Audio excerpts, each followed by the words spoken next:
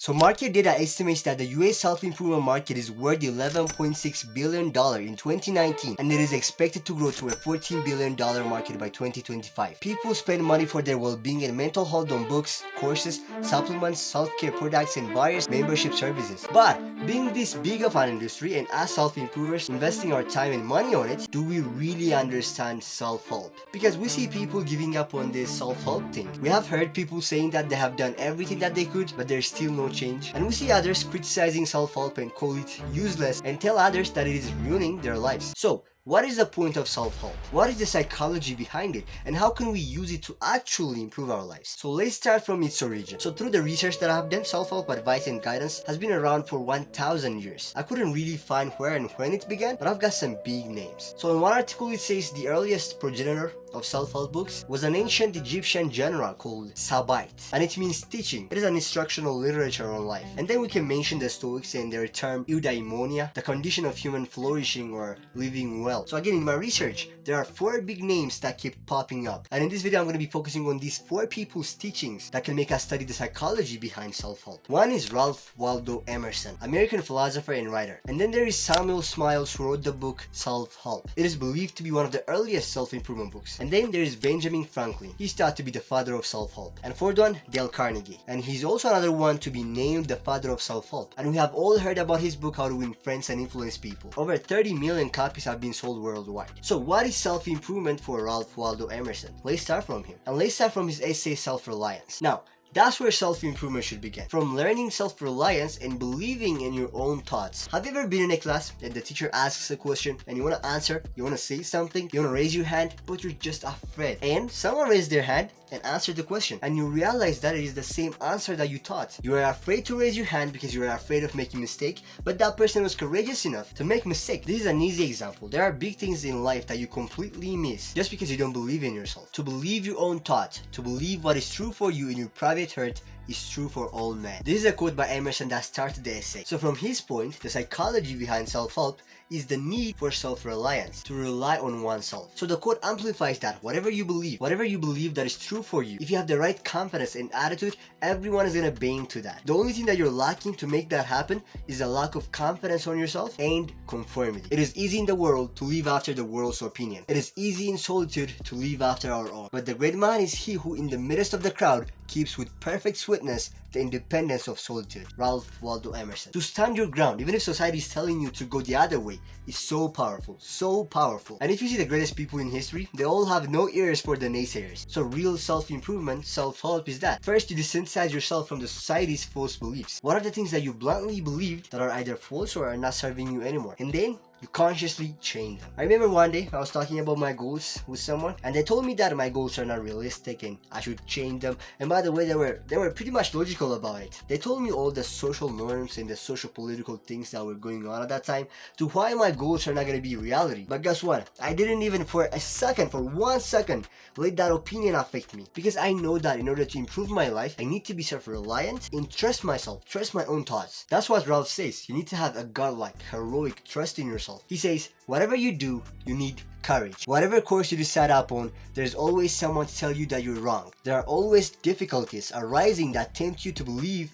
your critics are right. So trust your thoughts, respect them. As he says, be a non-conformist. And last idea from Ralph that I want to talk about is let go of foolish consistency of the past. How many times you try to change yourself but you say, what are people gonna say? People are gonna say that I've changed, that I've become a different person, and you're gonna say, oh, I'm born this way. I'm this nerd in my past, so I cannot be someone different. That's what Ralph defines as foolish consistency of the past. To try to be consistent as your past self, because that is your true self and that is being yourself. But you need to realize that you, as an individual, there is no such thing as your authentic self. All your behaviors and your values, you have adopted these things from your environment. So you need to be alert and aware at any given moment and not let foolish consistency of the past fool you. So there's an action step you can implement from this idea to really improve yourself and to actually use self-help the right way. Never be conformed to this world. Action step I want you to take is, I want you to put this on your to-do list. When you are in a situation where you think you should fit in, don't do it. Be yourself and stand for your own opinions. And 2, have a heroic trust in yourself. Again, you can put this in your to-do list. Whenever you are in a situation where you're doubting yourself, doubting your opinions, simply apply them. Alright, now let's go to Samuel Smiles' Self-Help. So this book is an illustration of character and conduct. I was watching a summary video about this book and it says, this book is not about a quick fix, but more about character, more about long-term change to implement. As I said, this book is an old school book, so it's really gonna help us to study the psychology behind self-help. And of course, the book itself is called Self-Help. So first thing that we should learn from this book is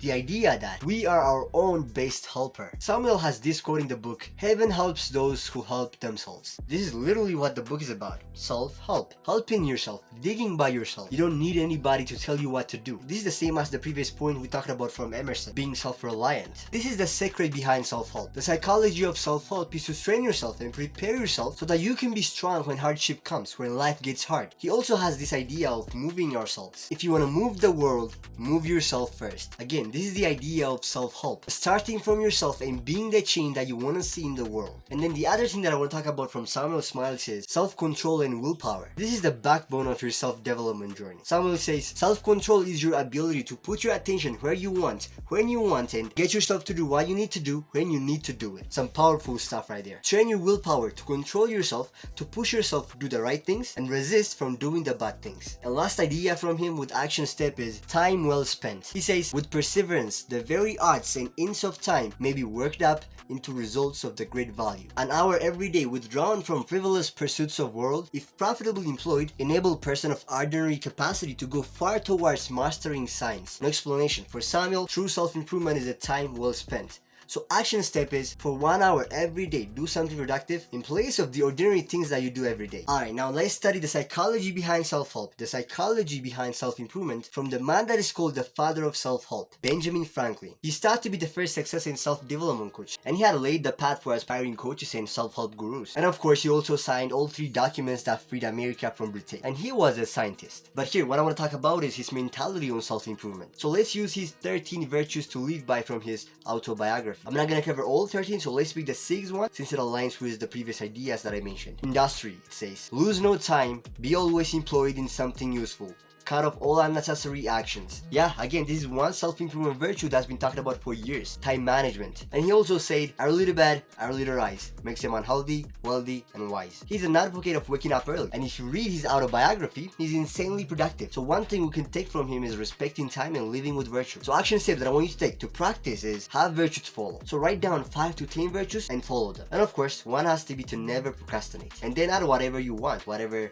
you need to fix. This is gonna help you stay accountable to your goals. Benjamin said, your net worth to the world is usually determined by what remains after your bad habits are subtracted from your good ones. Alright, now let's go to the 4th person that's gonna allow us to study the psychology behind self-help. The man himself is also called the father of self-help, like Benjamin Franklin, Dale Carnegie. I'm sure that anyone that is interested in reading self-help books knows the book How to Win Friends and Influence People. It is written by him, but he has also wrote best-selling books like How to Stop Worrying and Start Living and The Art of Public Speaking. But for this video, we're gonna use the book How to Win Friends and Influence People, because we cannot keep discussing about communication skills if we are talking about self-help. The book was published in 1936, so it's packed with regional ideas. So I'm gonna pick one principle from the book with action step. So the principle is see things from their point of view. An increased tendency to think always in terms of the other person's point of view and see things from that person's angle as well as your own. If you get one thing from this book, it may easily prove to be one of the stepping stones of your career. So the book revolves around this topic. Instead of always saying me and trying to be understood, trying to understand the person at the other side, trying to understand people's opinions and their values. In the book 7 Habits of Highly Effective People, the one habit of successful people is they seek to understand people instead of trying to be understood. So Dale Carnegie encourages us to think in terms of other people. So the action step that I want you to take and add on your to-do list with the previous ones is listen to people and try to understand them. So from now on, when you're talking to someone,